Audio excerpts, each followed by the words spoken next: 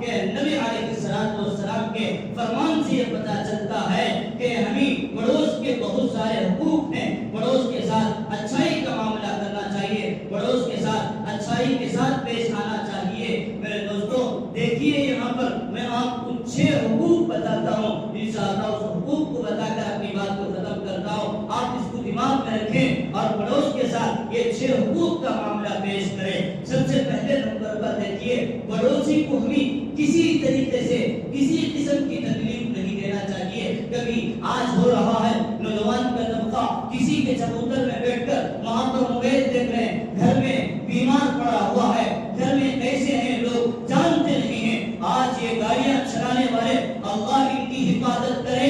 یہ نوجوان بچے گاڑیوں میں ایسی عیاشی کر رہے ہیں, گھروں میں بوڑھی ہی ماں ہارٹ کی بیمار میں پڑی ہوئی ہے, جانے والے کیسے جاتے نہیں, گھروں میں لعنت کرتے ہیں ان لوگوں پر, لیکن وہ لوگ سمجھتے نہیں ہیں. آج تکلیفیں دے رہے ہیں, کسی کے گھر کے سامنے گاڑی کھڑا کر دے رہے ہیں, باہر نکلنے ان کو پریشانی ہو رہی ہے. ہر چیز کو ہمیں سوچنا چاہیے. ہمارا پڑوس آسانی کے ساتھ اچھائی کے ساتھ رہیں, ان کو کسی طریقے سے ہمیں تکلیف نہیں دینا چاہیے. اچھائی تو نہیں کر رہے ہیں, اچھائی نہ کریں, لیکن تکلیف بھی اللہ کے لیے ہمیں کسی پڑوسی کو نہیں دینا چاہیے. دوسرے نمبر پر دیکھیے میرے دوستوں, پڑوسی کا دوسرا ایک حق ہے کہ اس کی عزت و احترام کرنا چاہیے. میرے دوستوں پڑوس ہیں تو ہمیں ان کا پورا ادب احترام کرنا چاہیے. دیکھیے نبی علیہ السلام فرما رہے ہیں کسی غیر عورت کے ساتھ زنا کرنا 10 عورتوں کے ساتھ, غیروں کے ساتھ زنا کرنا 10 عورتوں کے ساتھ اتنا گناہ نہیں ہے.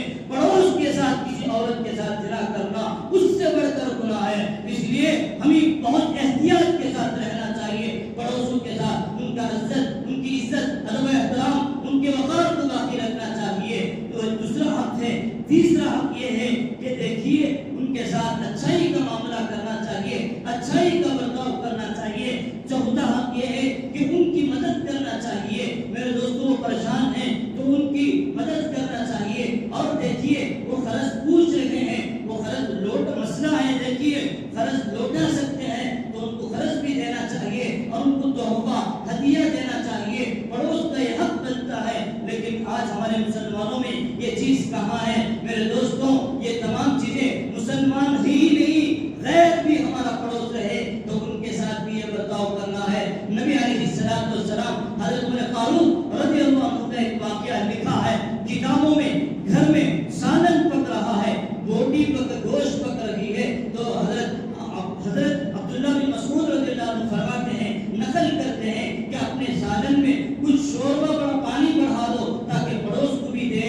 اس طریقے سے تھا نبی علیہ السلام کا زمانہ. آپ پڑھیے حضرت صحابہ کی زندگیوں کو دیکھیے, پڑوس تو پڑوس, مسلمان تو مسلمان, غیروں کے ساتھ دشمنوں کے ساتھ کیسے حسن سلوک کا معاملہ کیا ہے. لیکن آج افسوس ہے ہم اپنے بیوی بچوں کے ساتھ, اپنے رشتہ داروں کے ساتھ, ماموں کے ساتھ, چاچا کے خاندانوں کے ساتھ کیسا برتاؤ کر رہے ہیں. اللہ کے یہاں جا کر کیا چہرہ دکھائیں گے, تھوڑا آپ سوچ کر دیکھیے. تو میرے دوستوں نمبر 5 پر دیکھیے, جب مکان جائیداد بیچنا چاہتے ہیں تو یہ حق شفا ہے کہ سب سے پہلے ہم اپنے پڑوس کو کہیں کہ میں جائیداد بیچنا چاہتا ہوں, مکان بیچنا چاہتا ہوں. آپ لینا چاہتے ہیں تو پہلے پڑوس کا حق بنتا ہے. اگر پڑوس نہیں لینا چاہتے اس کے بعد ہم دوسری جگہ بیچیں گے. لیکن آج اتنی دشمنیاں پیدا کر رکھے ہیں کہ اللہ معاف فرمائے. میرے دوستوں ہماری دشمنیاں بچے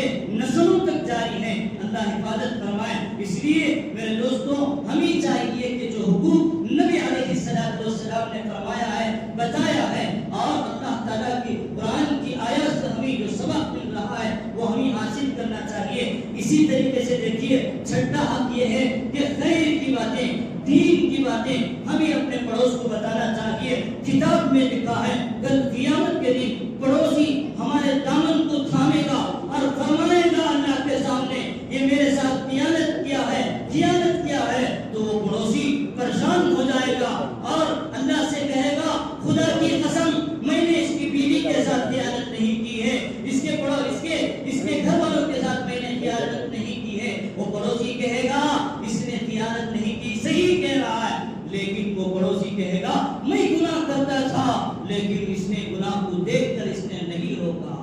تو میرے دوستو کتنا بڑا سخت وعید ہے. اس لیے حقوق ہے کہ پڑوسی کو اچھائی میں بھی ساتھ دیں, نیکی کی دعوت دیں, نماز کی دعوت دیں, قرآن کی دعوت دیں, اور ان کو بری چیزوں سے روکیں. ہم دیکھ رہے ہیں تو ان کو روکنا چاہیے. تو میرے دوستو یہ 6 حقوق ہیں کہ ہم اپنے پڑوسیوں کے ساتھ پیش آنا ہے. تو تمام باتیں آپ کے سامنے اس مختصر سا وقت میں آ گئی کہ نبی علیہ السلام فرما رہے ہیں خدا کی قسم وہ کامل مسلمان نہیں ہے, خدا کی قسم وہ کامل مسلمان نہیں ہے, خدا کی قسم وہ کامل مسلمان نہیں ہے. 3 مرتبہ اس طریقے سے کہا. حضرات صحابہ نے پوچھا وہ کون شخص ہے؟ تو نبی علیہ السلام نے فرمایا جس کی زبان اور ہاتھ سے دوسرا مسلمان محفوظ نہیں ہے تو وہ شخص ہے.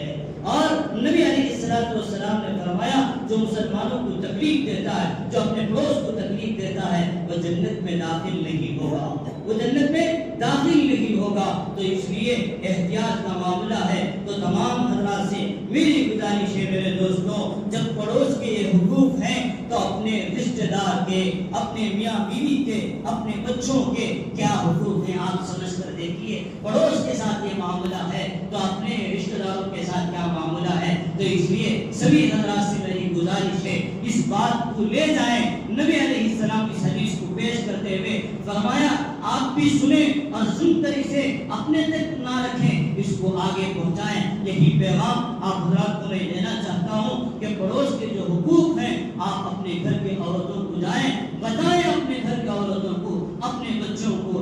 آج عام ہو چکا ہے گانا رکھنا, فلمیں دیکھنا, دوسروں کو پریشان کرنا, یہ زیادہ ہو چکا ہے میرے دوستوں. یہ مسلمان کا شیوا نہیں ہے. مسلمان وہی ہے جو اپنے ہاتھ سے زبان سے دوسرے مسلمان کو تکلیف نہیں دیتا, وہ مسلمان ہے. نبی فرما رہے ہیں, میں نہیں فرما رہا ہوں. تو اس لیے سوچنے کا مقام ہے. تو میرے دوستوں اللہ تعالیٰ ہمیں کہنے سننے سے زیادہ عمل کرنے کی توفیق عطا فرمائے, اور ہماری پوری زندگی ہمیں اپنے پڑوس کے ساتھ حسن سلوک کے ساتھ اچھائی کا معاملہ پیش کرنے کی توفیق عطا فرمائے. جو کچھ باتیں سنیں اس پر عمل کرنے کی توفیق عطا فرمائے.